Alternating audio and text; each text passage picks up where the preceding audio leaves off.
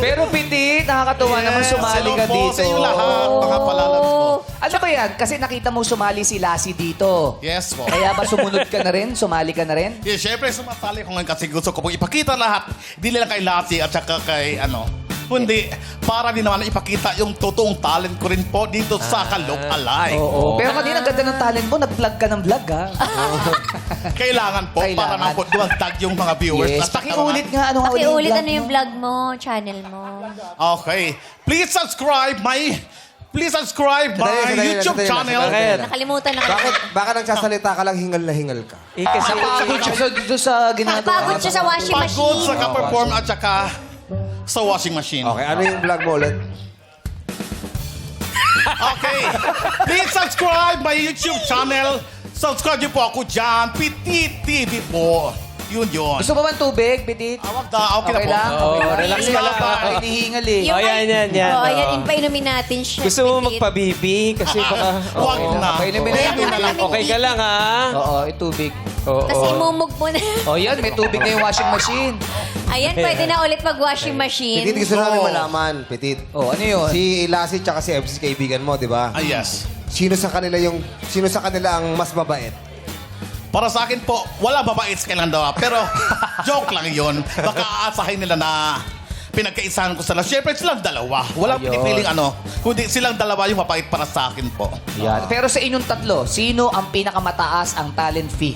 Oo, sa yung tatlo. Sino? Siguro ako po. Bakit ikaw? Ay. Kasi naawa yung naawa yung mga director, yung mga producer sa akin. Kasi sobrang laki ng katawan ko po. Laban lang kaya ako ang malaking talent fee po. Parang iba yung mukha ni... Nandito ba lahat ng talent fee mo sa ilang buwan na to? Petit. Mahigit isang dekada na po ito. May pagdating naman sa love life. Yan. wow. Okay, Love Life talent Sino po. naman ang pinakamapusok? Oo. Sa Love Life po, actually wala akong Love Life sa ngayon. Pero meron akong crush. Yes! Yan. May crush. Sinong crush? Hula ako. Asan yung crush mo? Nakatago dito? Ay, hindi. Ay, pwede ikaw na lang. Ako? Oh, sabi ko na. Kita mo na. Ikaw na lang, I Kuya think Bo. kayong dalawa mag-washing machine. Dali. Wow! Grabe, Petit Bong, Petit Bong. Petit Bo, baka Petit Bo. Titi Bo! It's a trap. Grabe, ang lambot ng Okay. kamay mo, Petit. Yes. Paano kung magde-date kayo? Sa madadalhin si Kuya Bong? Dadalhin ko sa Kuya Bong sa may Luneta. Bakit sa luneta? Bakit sa luneta yung pupunta? Bakit sa luneta mo siya dadalhin? Alam mo ba, Bong? Maganda dito sa Lunita, Bong.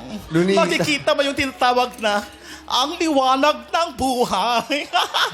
Mas maganda dito kasi maraming tayong makita sa Lunita po. Kaya mas prefer ako dito sa Lunita. Sa Lunita. Anong kakainin niyo ni Kuya Bong pag magde-date Madami kayo? magbabalot doon.